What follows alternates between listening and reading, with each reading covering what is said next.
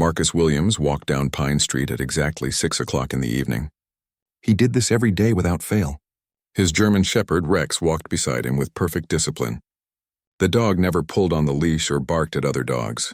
People in the neighborhood had gotten used to seeing them together. Marcus was a tall black man in his early 30s. He had broad shoulders and walked with perfect posture. His movements were smooth and controlled. When people looked at him, they saw a quiet man who minded his own business. They had no idea what he used to do for a living. 3 years ago, Marcus had moved to this small suburban neighborhood outside Atlanta. He bought a simple 2-bedroom house on a quiet street. The house was nothing special. It had white walls, a small front yard, and a wooden fence around the back. Marcus liked it because it was ordinary. Nobody paid attention to ordinary. His neighbors knew very little about him. They knew he worked nights at a warehouse downtown. They knew he was polite and always said hello. They knew he loved his dog more than anything in the world. That was about all they knew. Marcus wanted to keep it that way. Rex had been with Marcus for 5 years now. They had served together in places that Marcus could never talk about. The dog had saved his life more times than he could count. Rex could smell explosives from 50 yards away.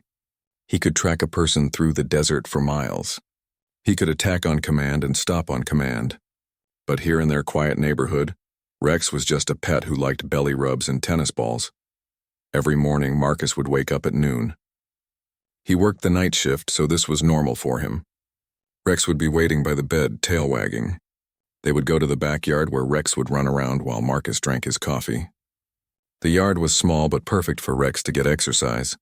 Marcus had chosen the night security job on purpose. He worked alone at a large warehouse that stored furniture. Nothing ever happened there.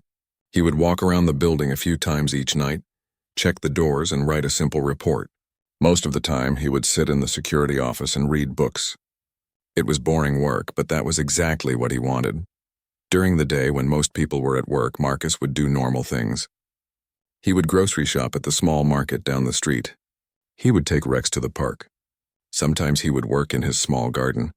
The old Korean War veteran who lived next door, Mr. Patterson, would wave at him from his front porch. Mrs. Chen lived on the other side of Marcus. She was an elderly Chinese woman who spoke broken English but always smiled when she saw him and Rex. She would sometimes give Rex treats through the fence. Marcus appreciated how she never asked personal questions. The house across the street belonged to the Martinez family. They had 3 young children who would sometimes ask if they could pet Rex. Marcus always said yes, but he stayed close. Not because Rex was dangerous, but because Marcus was always careful about everything. Marcus had learned to be careful during his 12 years in the military. He had joined the army right after high school. At first, he was just a regular soldier, but his commanders quickly noticed that Marcus was different. He was stronger than most men. He was smarter than most men. Most importantly, he never quit when things got hard. After 2 years, Marcus was invited to try out for Special Forces. The training was brutal. Most men quit in the first week. Marcus never even thought about quitting. He passed every test. He learned languages. He learned how to fight with his hands, with knives, and with guns. He learned how to disappear in any environment. Then came the invitation that changed his life forever. Delta Force wanted him. Delta Force was the most secret unit in the American military. They handled missions that officially never happened. Marcus spent 8 years with Delta Force. He went to countries that he could never name. He did things that he could never talk about. Rex had been his partner for the last 3 years of service. Military working dogs were special. They were trained to be weapons, but they were also trained to love their handlers completely. Rex would die for Marcus without hesitation. Marcus would die for Rex the same way. The nightmares had started in his last year of service. Marcus would wake up sweating, remembering faces of people he had killed. He remembered the sound of bombs exploding. He remembered friends who never came home. The army doctors said he had PTSD. They gave him pills and told him to talk about his feelings. Marcus decided to leave the military instead. He had served his country for 12 years. He had done terrible things in the name of freedom. Now he wanted peace. He wanted to forget about war and death and violence. He wanted to live like a normal person. So he bought the little house on Pine Street. He got the quiet job at the warehouse. He and Rex settled into a routine that was boring and peaceful. Marcus thought he had left his old life behind forever. Every evening at 6, they would walk the same route through the neighborhood. Rex would sniff at trees and fire hydrants. Marcus would nod at neighbors working in their yards. When they got home, Marcus would cook dinner for both of them. Rex got high-quality dog food mixed with real meat. Marcus usually ate something simple. After dinner, they would sit in the backyard.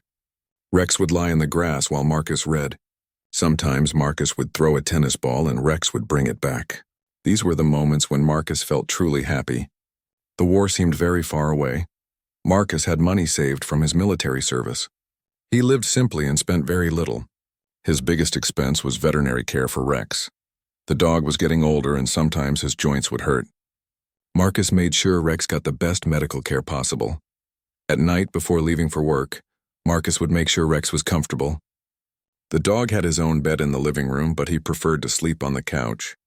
Marcus would leave the television on low volume so Rex would not feel alone. The warehouse job was perfect for Marcus. His supervisor, an older man named Bob, appreciated that Marcus was reliable and never caused problems. Marcus was always on time and never called in sick.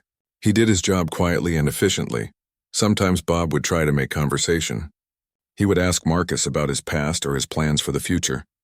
Marcus would give short, polite answers that did not reveal anything important. Bob eventually stopped asking personal questions. Marcus felt safe in his quiet life. He felt like he was healing from the trauma of war. Rex seemed happy too. The dog had gained weight since leaving the military and seemed more relaxed. Sometimes Marcus would catch Rex sleeping in the sun and think that maybe they had both found peace. But Marcus knew that his old skills were still there, just below the surface. He could still kill a man with his bare hands in seconds. He could still disappear into shadows like a ghost. He could still track enemies across any terrain. These abilities would never leave him. He just hoped he would never need to use them again.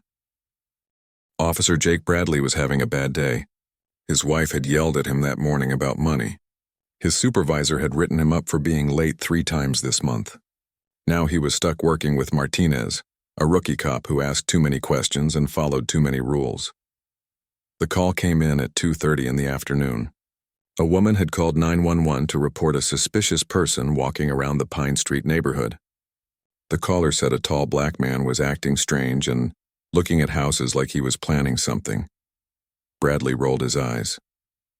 These calls usually turned out to be nothing. Officer Carlos Martinez was only 6 months out of the police academy. He was young, eager, and still believed that police work was about helping people. He had grown up in a rough neighborhood and became a cop because he wanted to make his community safer. He respected Bradley because the older officer had 15 years of experience. Bradley drove their patrol car slowly down Pine Street. The neighborhood was quiet. Most people were at work or school. A few elderly people were working in their gardens. Everything looked normal to Martinez, but Bradley was already annoyed about having to waste time on what was probably nothing. "There," Bradley said, pointing at a house with a wooden fence. "That's probably where our suspicious person lives. Look at that fence. Probably hiding something back there." Martinez looked at the house. It seemed ordinary to him. The grass was cut. The mailbox was neat. Nothing seemed suspicious. But Bradley was already getting out of the patrol car. Marcus was at work at the warehouse. He had no idea that police officers were looking at his house. Rex was in the backyard lying in his favorite spot under the apple tree. The dog was half asleep in the warm afternoon sun. Bradley walked up to the front door and knocked hard. No one answered. He knocked again, even louder. Still no answer. Martinez followed behind him, feeling uncomfortable. They had no warrant and no real reason to be there. "Nobody home," Martinez said. "Maybe we should just leave a card and come back later." Bradley ignored him and walked around to the side of the house.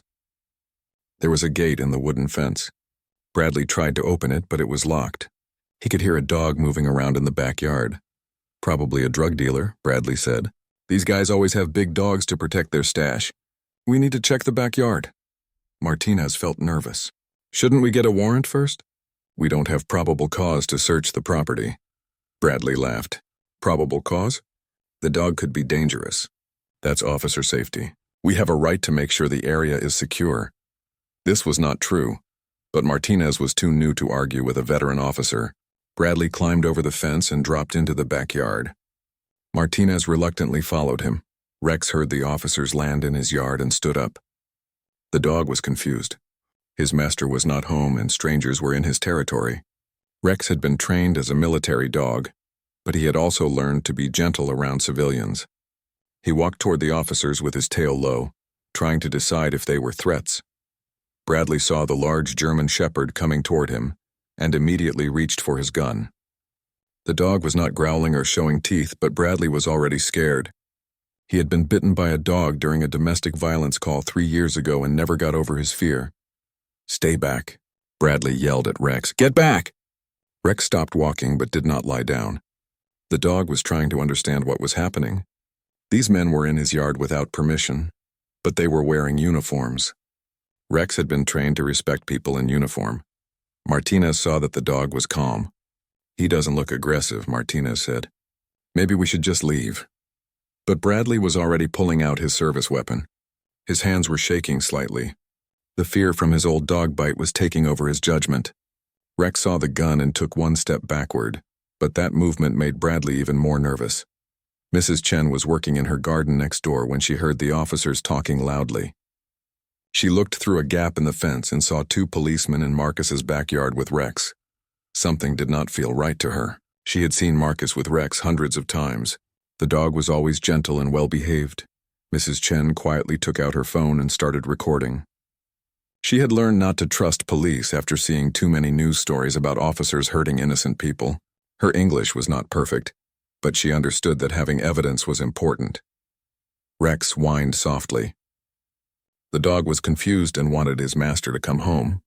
He sat down on the grass and tilted his head, looking at the officers with brown eyes that showed no aggression. To anyone who understood dogs, Rex was clearly not a threat. Bradley kept his gun pointed at Rex. "The dog is acting aggressive," he said loudly.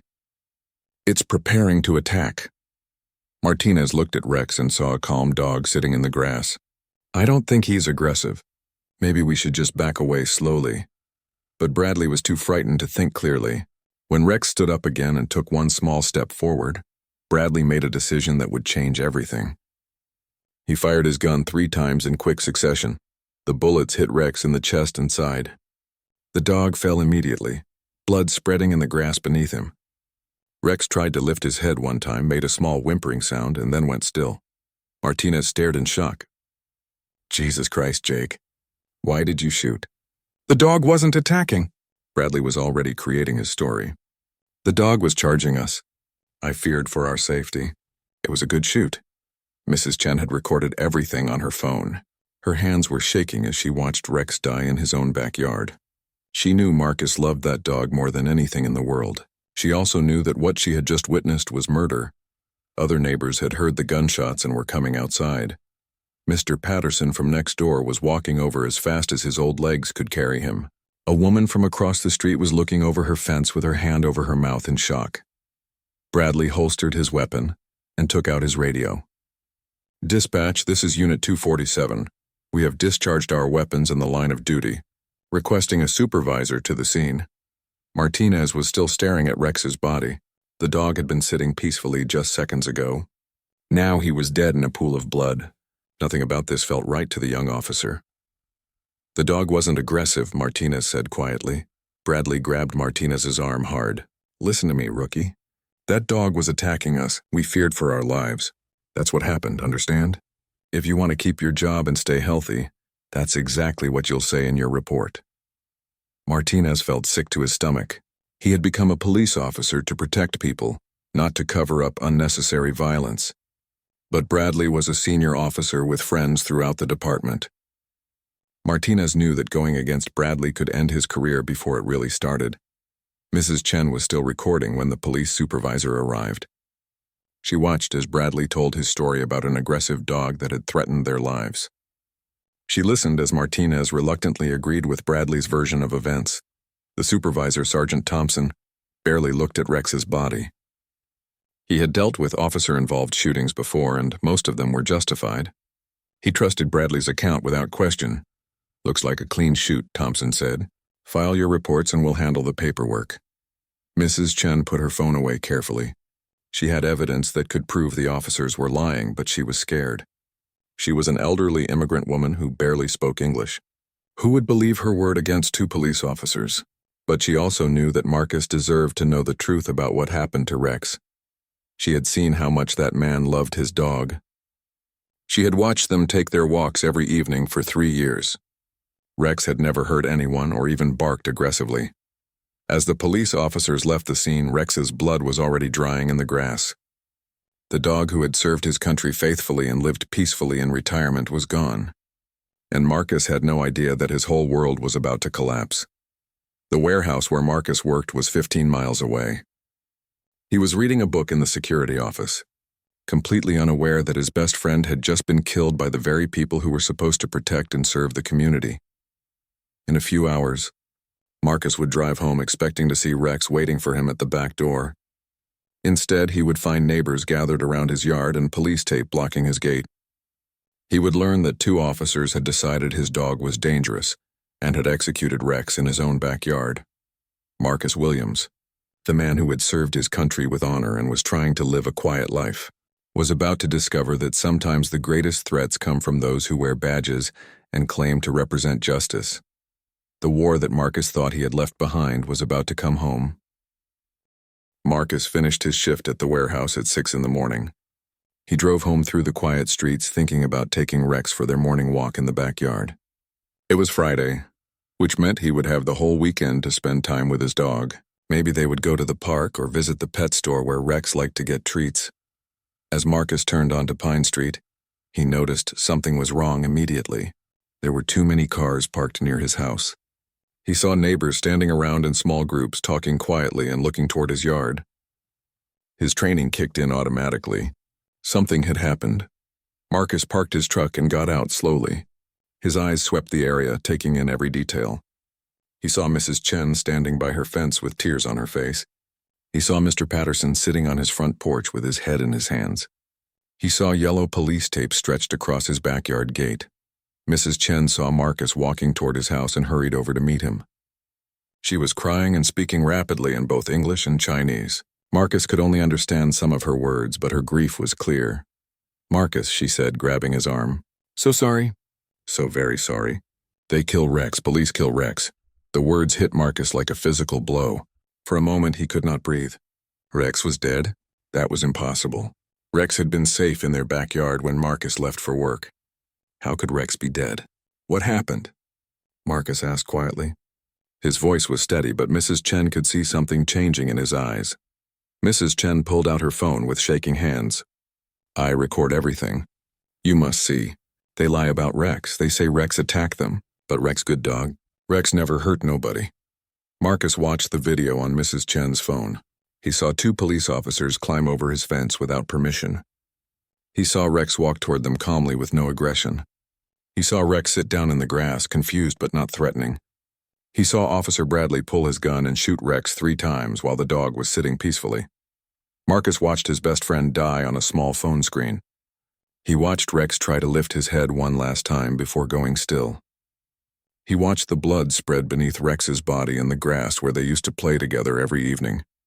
Marcus handed the phone back to Mrs. Chen without saying a word. He walked toward his backyard gate where police tape still blocked the entrance. A young police officer was standing guard, looking uncomfortable and tired. "Sir, you can't go back there," the officer said. "This is still an active crime scene." Marcus looked at the officer without speaking. Officer Martinez recognized something in that look that made him step backward automatically. This was not the look of a grieving pet owner. This was the look of someone who had killed before and might kill again. "That's my dog back there," Marcus said softly. "And this is my house." Martinez had been thinking about Rex all night. He had not slept after filing his false report. He kept seeing the image of the calm dog sitting in the grass just before Bradley shot him. Martinez knew they had murdered an innocent animal, and now he was looking at its owner.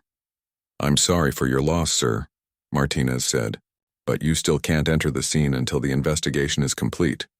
Marcus nodded slowly and walked away. But Martinez could feel those cold eyes watching him even after Marcus turned his back. The young officer had a sudden feeling that he and Bradley had just made the worst mistake of their lives. Mrs. Chen followed Marcus to his front porch.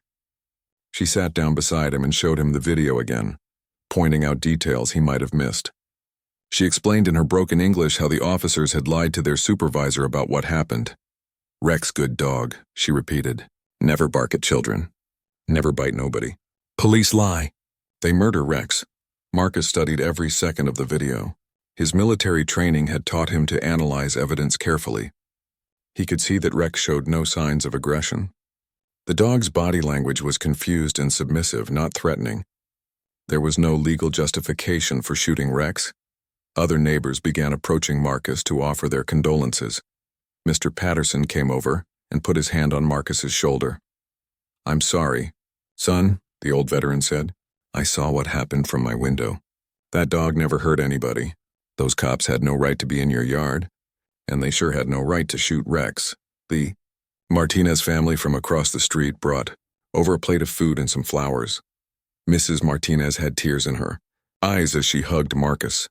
"Rex was such a good dog," she said. "Our children loved him. This should never have happened."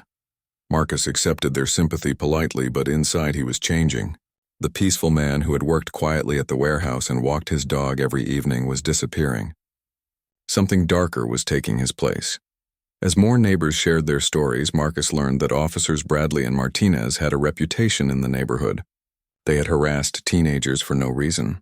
They had written tickets for minor violations that other officers would have ignored. They had been rude to elderly residents and dismissive of complaints. Marcus also learned that this was not the first time Bradley had shot a family pet. 2 years ago, he had killed a small terrier during a noise complaint call. The department had ruled that shooting justified as well. By noon, the police tape was removed and Marcus was allowed to enter his backyard. He found Rex's body exactly where he had fallen. The blood had dried in the grass, leaving dark stains that would probably never come out completely.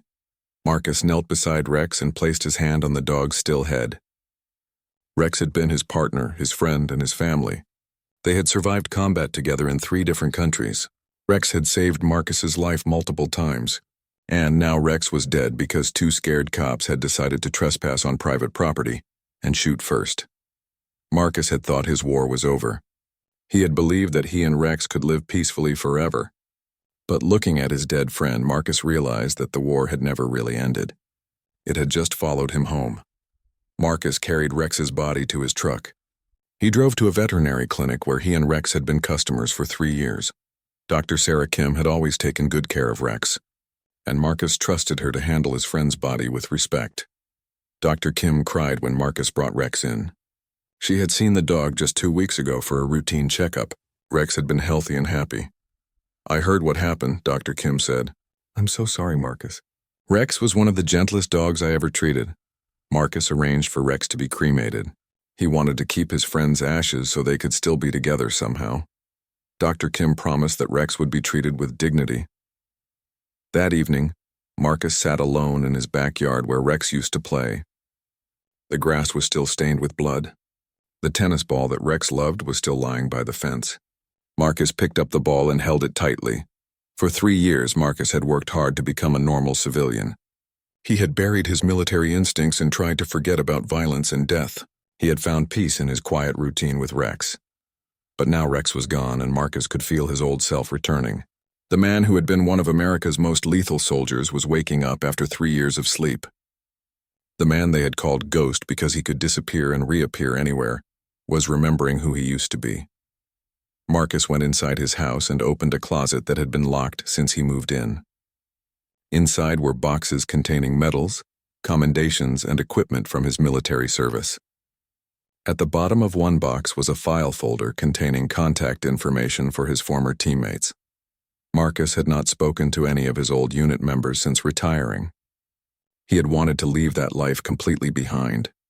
But now he needed to know if his skills were still sharp. He needed to remember how to hunt.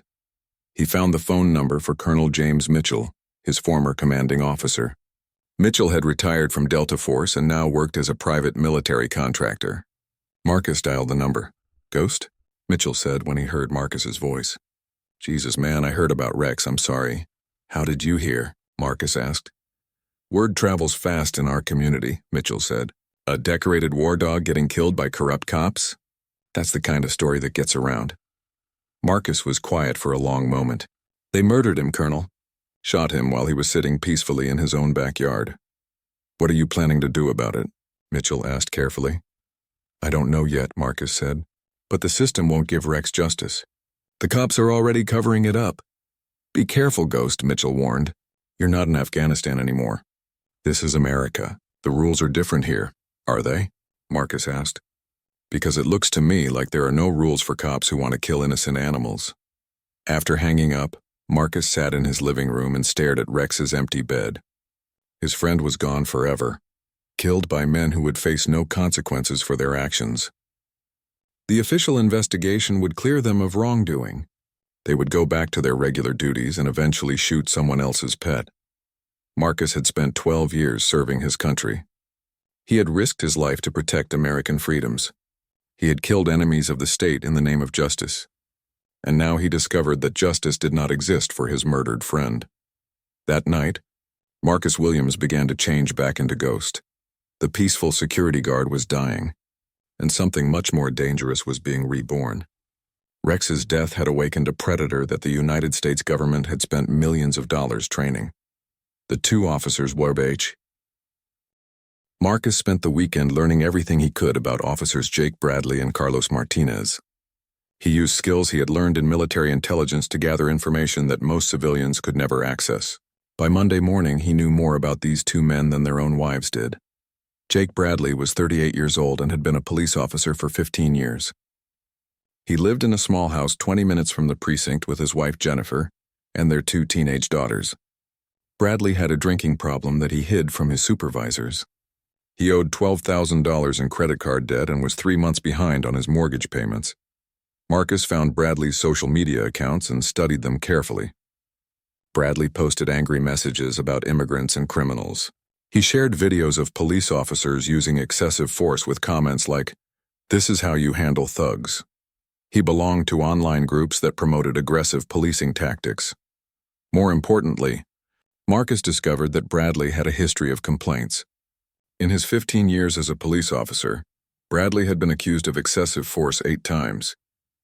He had been sued twice by citizens who claimed he had violated their civil rights. Both lawsuits had been settled quietly by the city, with taxpayers paying the victims to stay silent. Carlos Martinez was only 24 years old and had been a police officer for 6 months. He lived in an apartment with his girlfriend Maria and sent money to his mother every month. Martinez had joined the police force because he genuinely wanted to help his community. His social media showed pictures of him volunteering at youth centers and attending church. But Marcus also found evidence that Martinez had filed a false report about Rex's death. The young officer had signed a statement claiming that Rex had acted aggressively and posed a threat. Marcus knew from Mrs. Chen's video that this was a complete lie. Marcus drove to the police station and requested copies of all reports related to Rex's death. The desk sergeant, a tired-looking woman in her 50s, handed him a folder with 3 pages inside. The official report claimed that officers Bradley and Martinez had responded to a call about a suspicious person.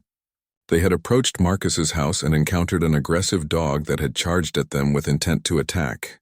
Both officers feared for their safety and discharged their weapons to neutralize the threat. Marcus read the lies carefully. According to the report, Rex had shown his teeth and growled menacingly. The report claimed that Rex had lunged at Officer Bradley before being shot. Every detail was designed to justify the killing. Marcus knew that Mrs. Chen's video proved every word in the report was false. But he also knew that video evidence often disappeared when it threatened police officers. He needed to protect Mrs. Chen and her phone. That evening, Marcus visited Mrs. Chen at her house. He brought her favorite tea and some flowers as a thank you gift. Mrs. Chen invited him into her kitchen and served the tea in delicate porcelain cups. "I make copies of video," Mrs. Chen said quietly. "I send to my son in California. I send to my brother in New York. Police cannot make all copies disappear." Marcus was impressed by Mrs. Chen's intelligence. She understood how dangerous it was to have evidence against corrupt police officers. She had protected herself by making sure the video existed in multiple places. "Mrs. Chen, I need you to be very careful," Marcus said. "These officers might try to intimidate you or make you change your story." Mrs. Chen nodded seriously.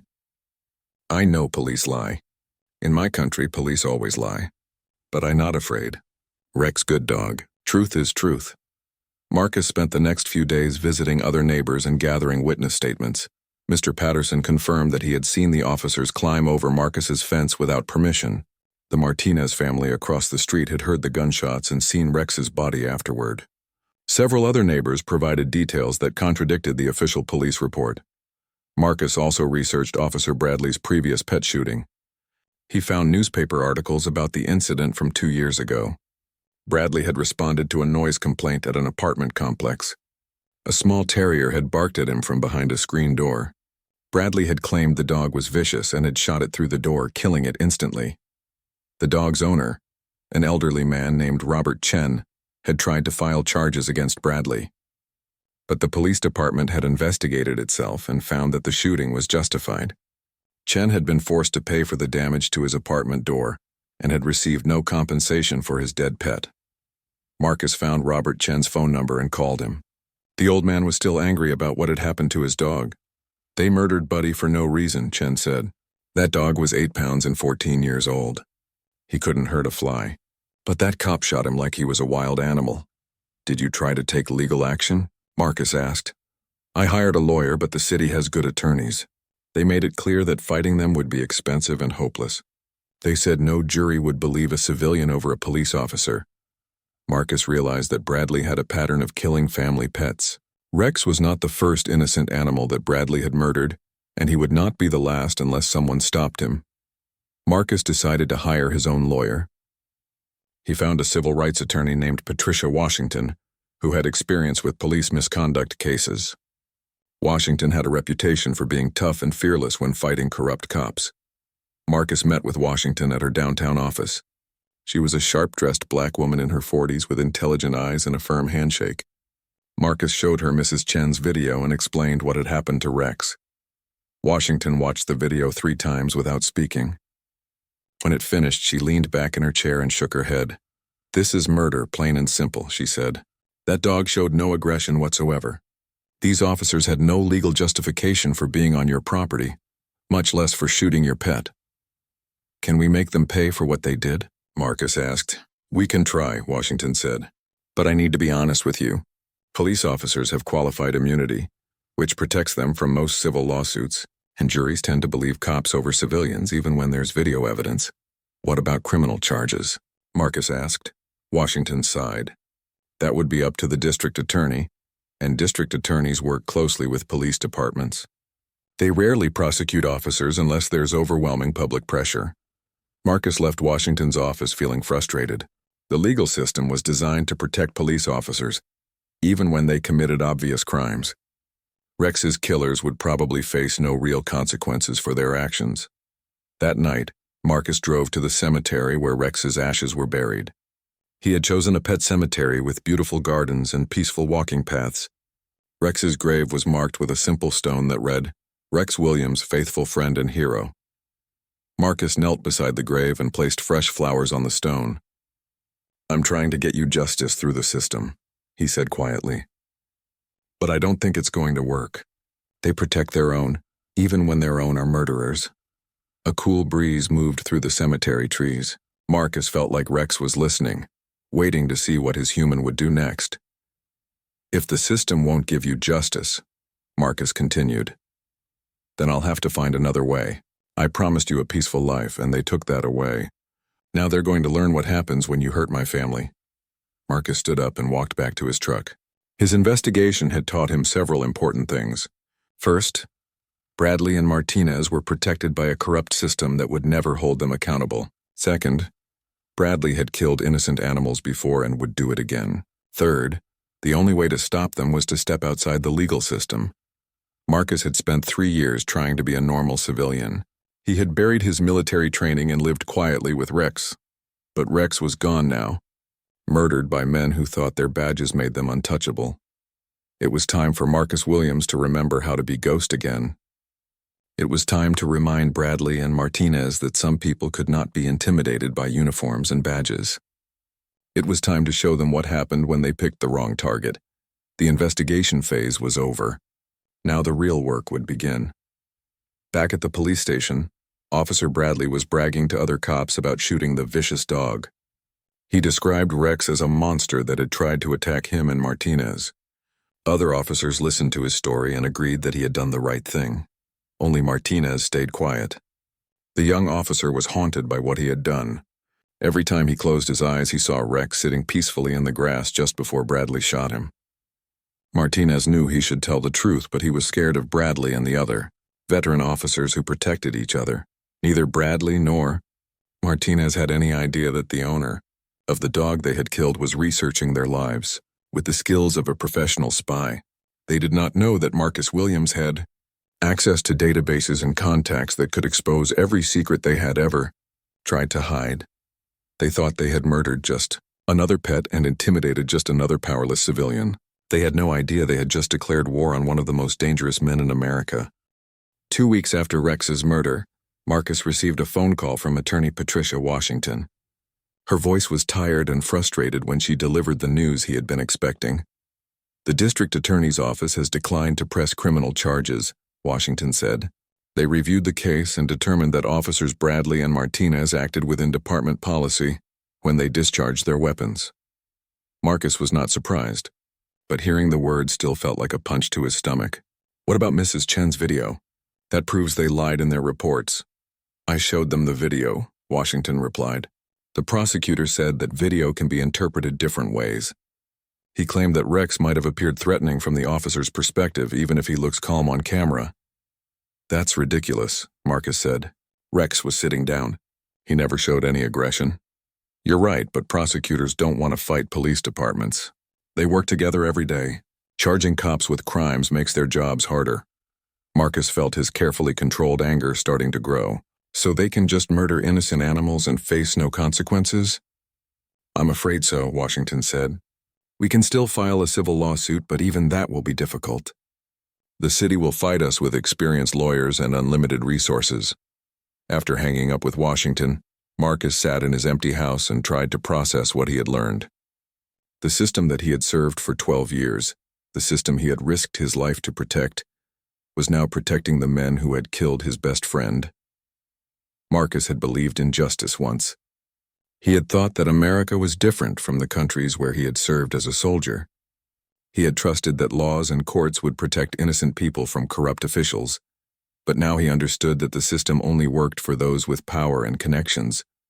Police officers could kill family pets with no fear of punishment. District attorneys would cover for them. Judges would rule in their favor. The badge was a license to commit crimes without consequences. The local news station had covered Rex's death for exactly 1 day. The reporter had mentioned that a police-involved shooting had occurred, but had not questioned the officer's version of events. After 24 hours, the story disappeared completely. Apparently, the murder of a military veteran's service dog was not important enough for continued coverage. Marcus tried contacting other news outlets, but none of them were interested in the story. A producer at the city newspaper told him that dog bites man stories were not newsworthy unless someone famous was involved. Marcus realized that he was completely alone in his fight for justice. The legal system had failed him. The media had ignored him. The only person who cared about Rex's murder was Marcus himself. That night, Marcus drove to his storage unit across town. He had rented the unit when he first moved to Pine Street, but had never used it. Inside were boxes of equipment that he had hoped never to need again. Marcus opened the first box and found his old military gear. Combat uniforms, tactical equipment, and advanced communications devices were packed carefully in protective cases.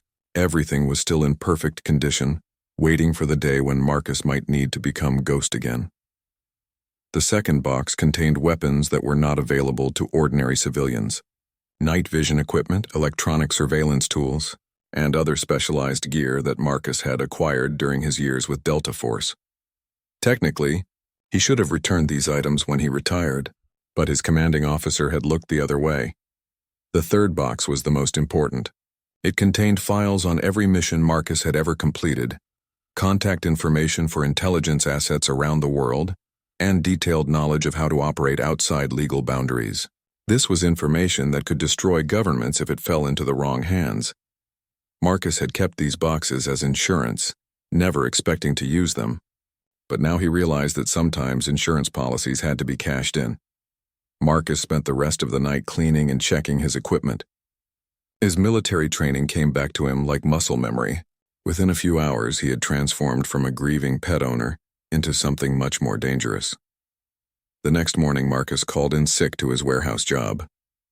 He told his supervisor, Bob, that he was dealing with a family emergency and might need to take several weeks off. Bob was understanding and told Marcus to take all the time he needed.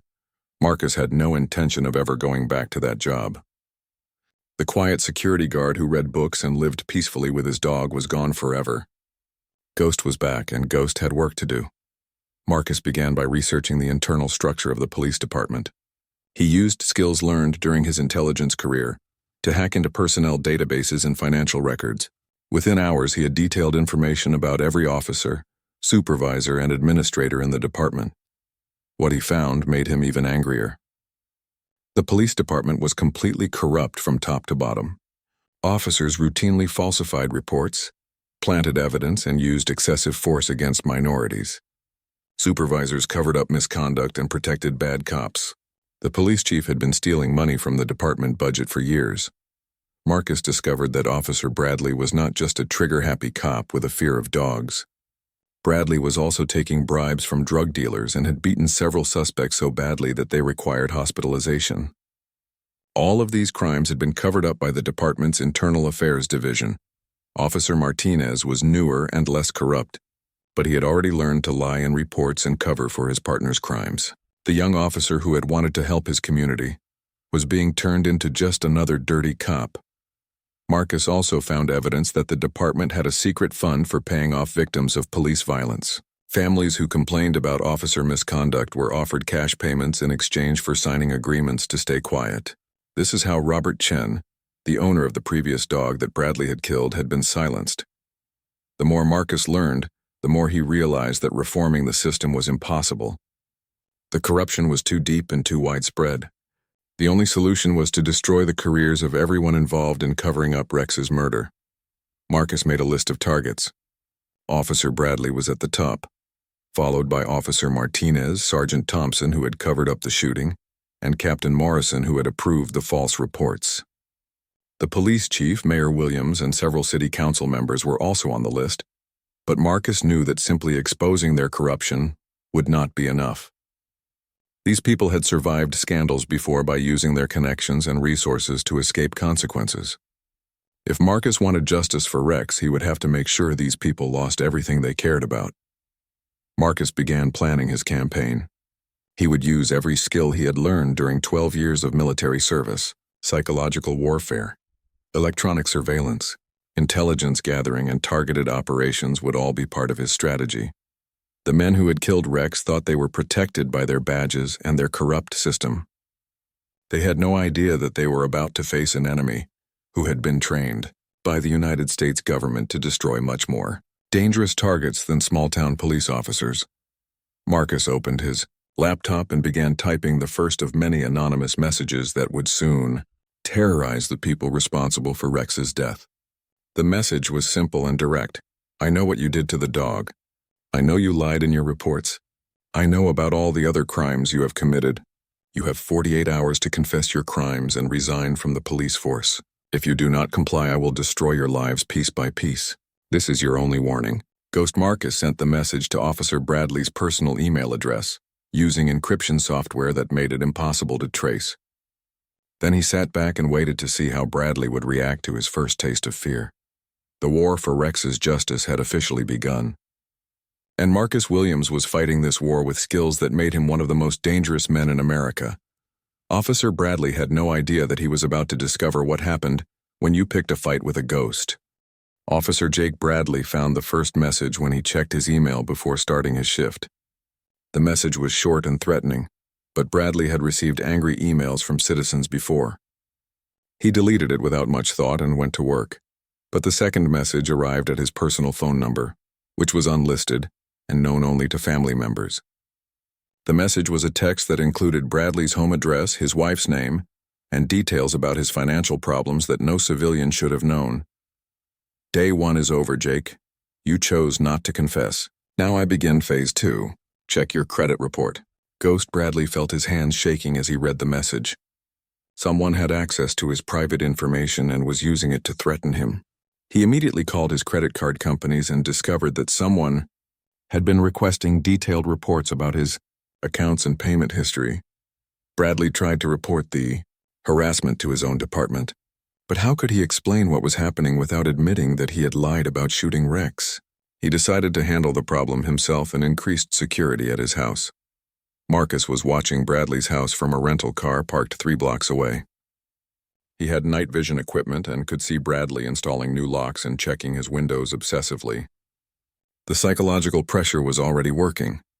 The next morning, Bradley's neighbors found flyers on their car windshields.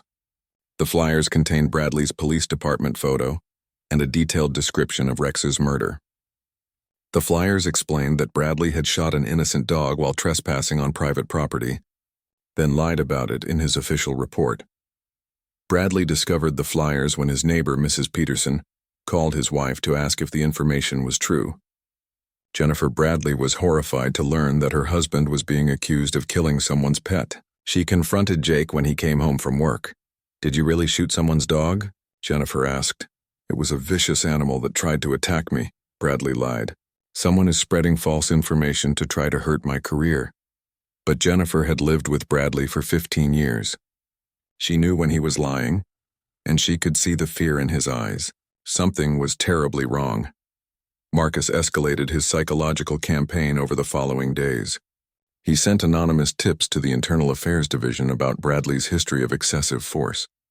He mailed copies of Bradley's false reports to journalists and civil rights organizations. He posted Bradley's photo and phone number on websites that tracked corrupt police officers. But Marcus's most effective tactic was targeting Bradley's family directly. He sent a package to Bradley's teenage daughter Sarah at her high school. The package contained printed copies of every complaint that had ever been filed against her father, along with photos of Rex's dead body.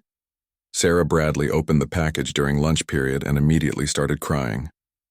Her friends gathered around to see what was wrong, and soon the whole school was talking about Officer Bradley's crimes. Sarah was humiliated and angry at her father for bringing this shame on their family. Marcus also sent evidence of Bradley's corruption to his wife's employer. Jennifer Bradley worked as a secretary at a law firm that prided itself on ethical behavior.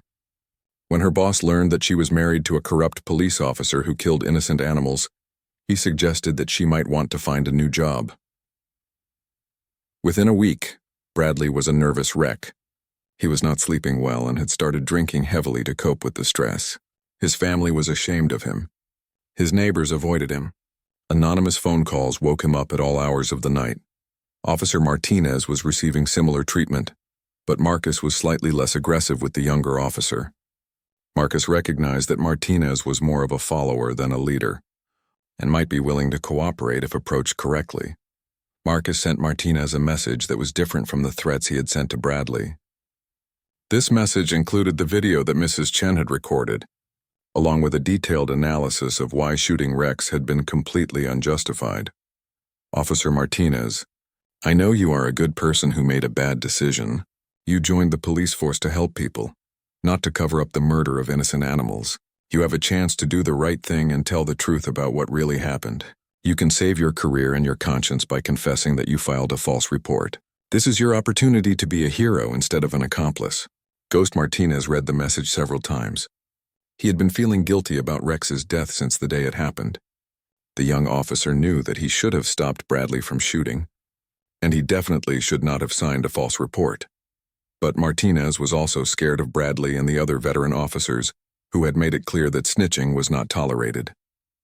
Officers who betrayed their partners often found themselves without backup during dangerous situations. Some had been forced to leave the department entirely. Marcus continued his psychological warfare campaign for 2 weeks. He exposed every crime that Bradley had ever committed, sent evidence to federal investigators, and made sure that Bradley's face was associated with corruption and animal cruelty throughout the city. The pressure began to crack Bradley's resolve. He was making mistakes at work and arguing with his supervisors. Other officers were starting to avoid him because he had become radioactive. The department was receiving dozens of complaints about Bradley every day. Captain Morrison called Bradley into his office for a private meeting.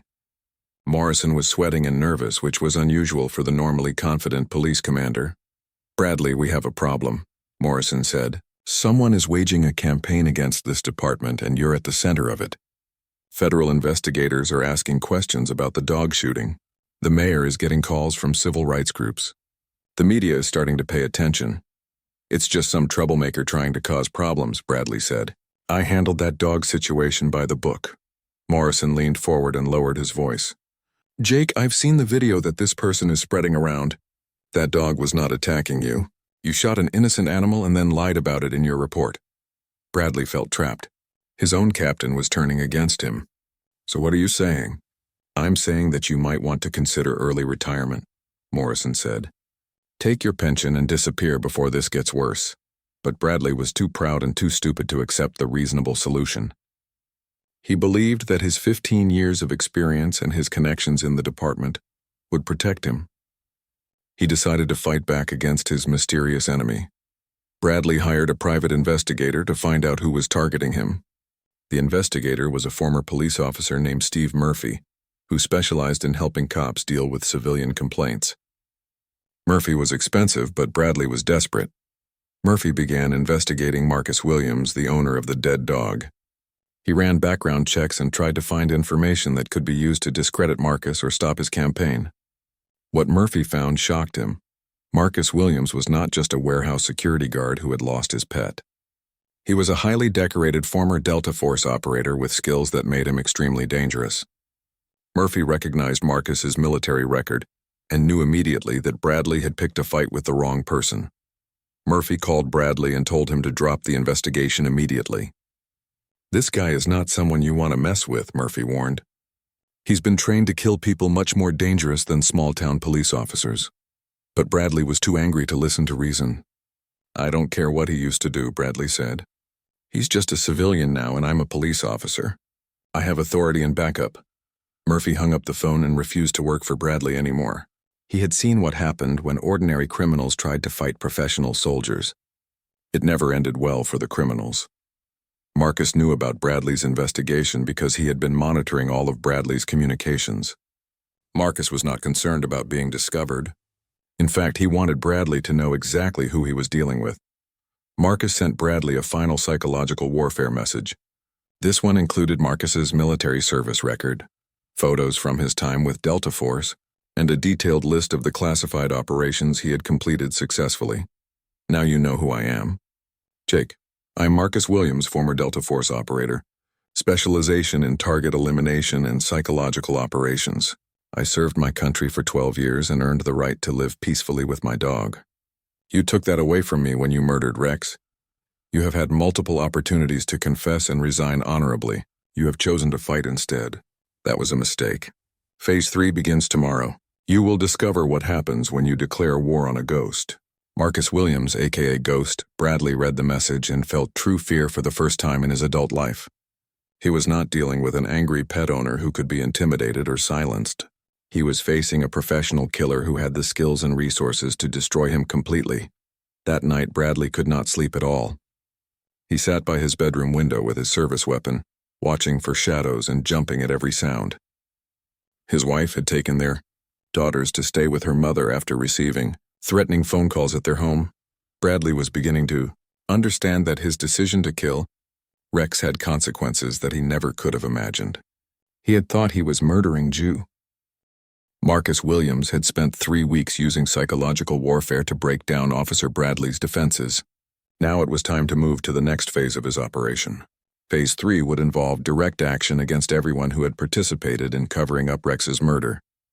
Marcus began with Sergeant Thompson, the supervisor who had approved Bradley's false report without conducting a proper investigation. Thompson lived alone in a small apartment near the police station and had a reputation for being lazy and corrupt. Marcus broke into Thompson's apartment while the sergeant was at work. He did not steal anything or cause damage. Instead, he left behind evidence that would destroy Thompson's career. Marcus planted drugs in Thompson's bedroom and child pornography on his computer. Then he made anonymous calls to federal investigators reporting Thompson's crimes. The FBI raided Thompson's apartment the next day. They found exactly what Marcus had planted and arrested Thompson immediately. Thompson protested his innocence, but the evidence was overwhelming. He was fired from the police department and charged with federal crimes. Thompson's arrest sent shockwaves through the police department. If a supervisor could be brought down so easily, then no one was safe. Other officers began to wonder if they were next. Captain Morrison was Marcus's next target. Morrison had been covering up police misconduct for years and had personally approved the false reports about Rex's death. Marcus had detailed evidence of Morrison's corruption, including records of bribes and falsified evidence. Marcus did not need to plant evidence against Morrison. The captain had committed enough real crimes to destroy himself. Marcus simply compiled all the evidence and sent it to the FBI, the state attorney general, and investigative journalists at 3 different newspapers. The evidence against Morrison was so extensive that he was arrested at his office in front of his subordinates. FBI agents walked him out of the police station in handcuffs while news cameras recorded everything. Morrison's arrest was the lead story on every local news channel that evening. Officer Martinez watched Thompson and Morrison get arrested and realized that his time was running out. The young officer had been losing sleep for weeks, haunted by guilt and fear. He knew that Marcus Williams was systematically destroying everyone involved in Rex's murder. Martinez decided to make a deal before it was too late. He called the FBI and offered to cooperate in their investigation of police corruption. In exchange for his testimony, Martinez asked for immunity from prosecution and protection from retaliation. The FBI was very interested in Martinez's offer. They had been investigating the police department for months, but had struggled to find officers willing to testify against their colleagues. Martinez could provide insider information that would help them prosecute dozens of corrupt cops. Martinez met with FBI agents at a safe house outside the city. He brought copies of false reports, recordings of conversations with other officers, and detailed information about the department's criminal activities. "I want to tell the truth about the dog shooting," Martinez said. "Officer Bradley murdered that animal for no reason and I helped cover it up.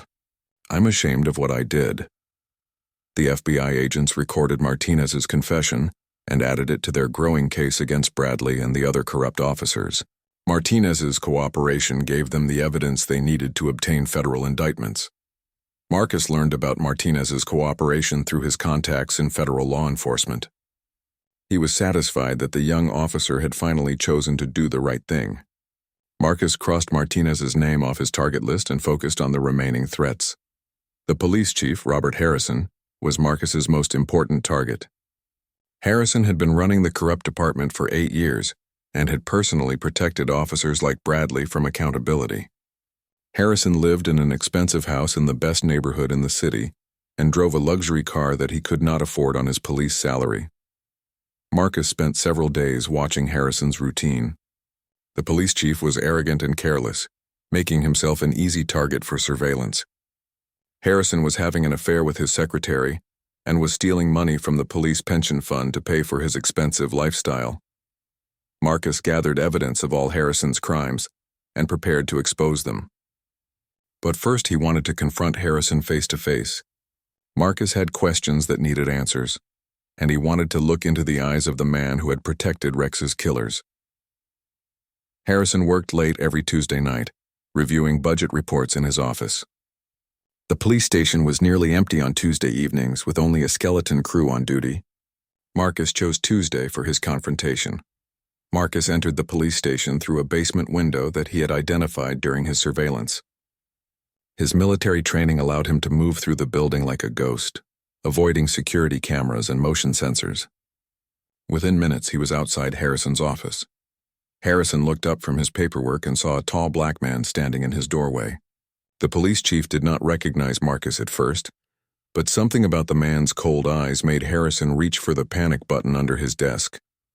"I wouldn't do that if I were you," Marcus said quietly. "My name is Marcus Williams. You know who I am." Harrison's hand froze over the panic button. He had heard about the man who was terrorizing his officers, but he had never expected to meet him face to face. "What do you want?" "I want to know why you protected the officers who murdered my dog," Marcus said. "I want to know why you allowed them to file false reports and escape punishment." Harrison tried to maintain his authority. "You're trespassing in a police station. You could be charged with multiple felonies." Marcus smiled coldly. I've been charged with worse things in places you've never heard of. Answer my question." Harrison realized that his usual intimidation tactics would not work on this man. Marcus Williams radiated danger in a way that made Harrison's survival instincts scream warnings. "Look, I'm sorry about your dog," Harrison said, "but officers have to make split-second decisions in dangerous situations. Sometimes mistakes happen."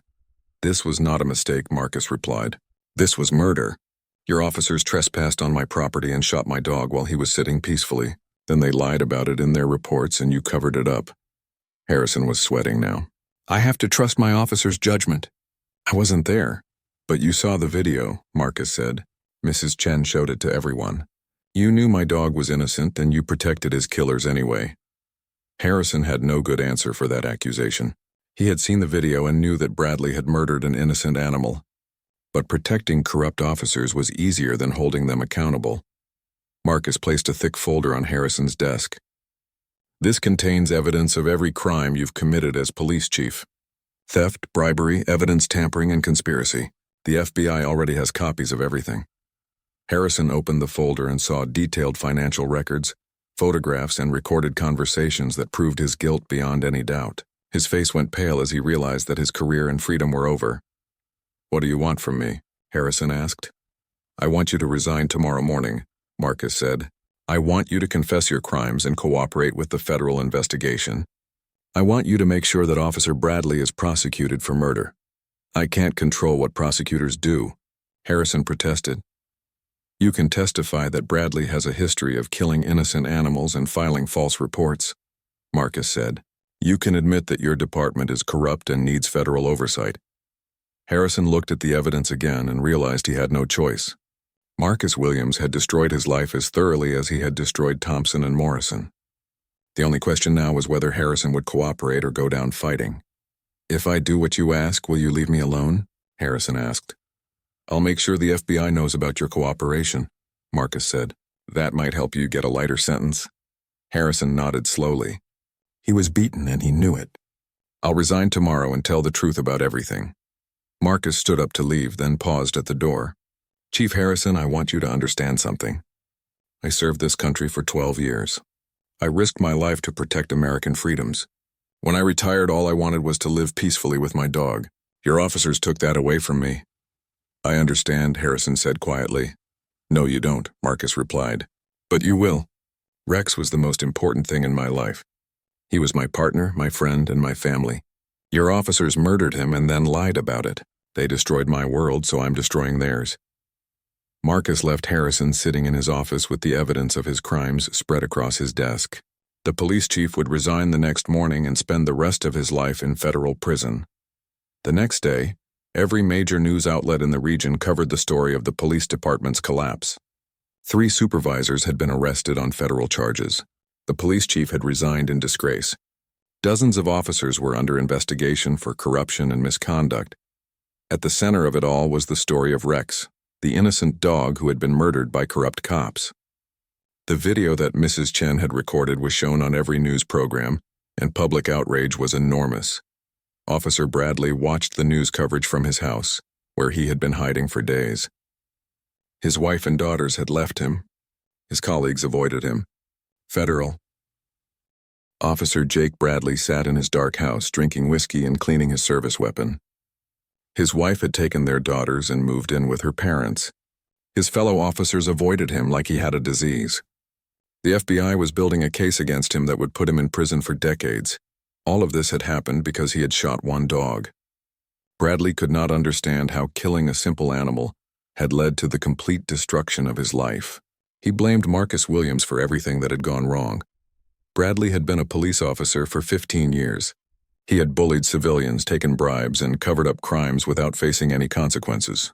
He thought his badge made him untouchable. Now he was learning that some people did not fear police uniforms or department backing. Bradley made a decision that night. He would kill Marcus Williams and end this nightmare once and for all. Bradley knew where Marcus lived, and he had the training and equipment to carry out an assassination.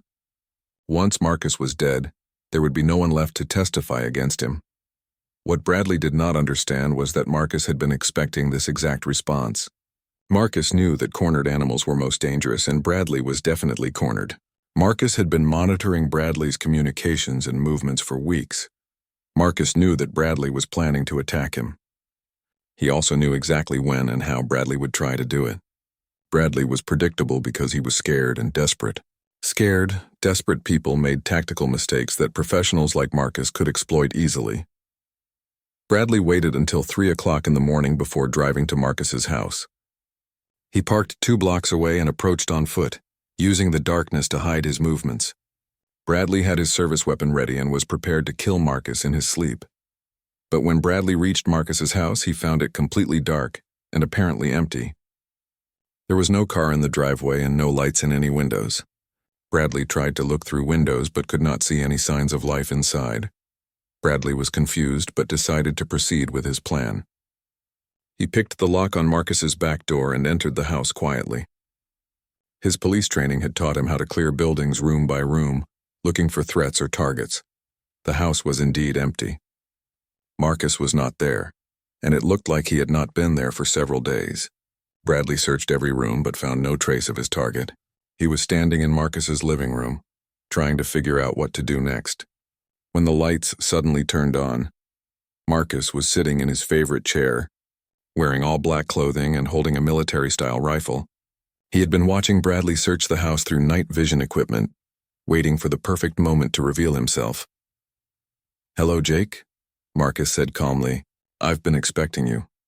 Bradley spun around and tried to raise his weapon, but Marcus was faster. Years of combat experience gave Marcus reflexes that no police officer could match. Before Bradley could aim his gun, Marcus had disarmed him and knocked him to the floor. Bradley found himself lying on his back with Marcus's rifle pointed at his chest.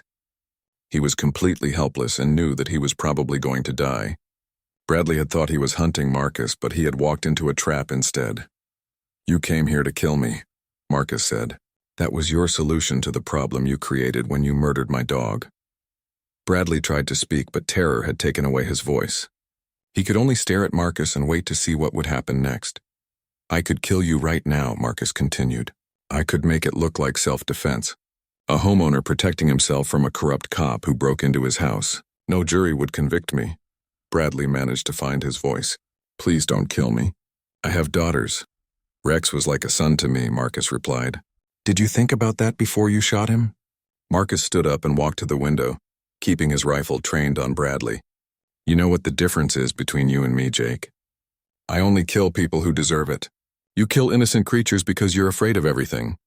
Bradley saw a chance to escape and started to move, but Marcus turned back toward him immediately. "Don't even think about it. I can put 3 rounds in your chest before you can stand up." Marcus sat back down in his chair. "Here's what's going to happen, Jake. You're going to confess to murdering Rex and filing false reports. You're going to plead guilty to all charges and cooperate with the federal investigation. You're going to spend the rest of your life in prison." "And if I don't?" Bradley asked. Marcus smiled coldly. "Then you'll disappear completely. Your body will never be found. Your family will never know what happened to you." You'll just be another missing person case that never gets solved." Bradley realized that Marcus was completely serious. This was not a bluff or an attempt at intimidation. Marcus had the skills and the determination to make Bradley vanish forever. "I'll confess," Bradley said quickly. "I'll tell them everything." "Good," Marcus said, "because I'll be watching to make sure you keep your word. If you try to change your story or claim that this conversation never happened, I'll know about it immediately." Marcus stood up and walked toward the door. "You can leave now, Jake. Go home and think about what you've done. Tomorrow morning, you'll call the FBI and confess your crimes." Bradley got to his feet slowly, expecting Marcus to shoot him in the back. But Marcus simply opened the front door and waited for Bradley to leave. Bradley walked out into the night, knowing that his life as a police officer was over. The next morning, Bradley called FBI agent Sarah Martinez and requested a meeting. He confessed to murdering Rex, filing false reports, and participating in numerous other crimes during his 15 years as a police. Officer Bradley's confession provided the FBI with everything they needed to prosecute him and clean up the corrupt police department. He was sentenced to 12 years in federal prison and served every day of his sentence. Officer Carlos Martinez testified against his former colleagues and helped the FBI prosecute dozens of corrupt police officers. In exchange for his cooperation, Martinez received probation, and was allowed to keep his job with a different police department. The federal investigation led to the complete restructuring of the city's police department. New leadership was brought in from outside, and strict oversight was implemented to prevent future corruption. Mrs. Chen became a local hero when news outlets learned about her role in recording Rex's murder. She was interviewed by national television programs and used her fame to advocate for police reform and animal rights. Marcus Williams disappeared after Bradley's confession. His house was sold and no one in the neighborhood saw him again. Some people believed he had moved to another state to start over. Others thought he might have returned to military service. The truth was that Marcus had simply gone back to being Ghost. He had other missions to complete and other injustices to correct. The skills that the United States government had spent millions of dollars teaching him were too valuable to waste on a quiet retirement. Marcus had learned that evil people only understood force. The legal system was designed to protect the powerful and ignore the powerless. Sometimes justice required someone willing to operate outside the law. 6 months after Bradley's arrest, Marcus was living in a small town in Colorado under a different name. He had a new job as a park ranger and had adopted a young German shepherd from a local animal shelter. The dog reminded him of Rex and gave him a reason to keep believing in the possibility of peace. Marcus named the new dog Justice, which seemed appropriate given everything that had happened. Justice was not trained for military operations like Rex had been, but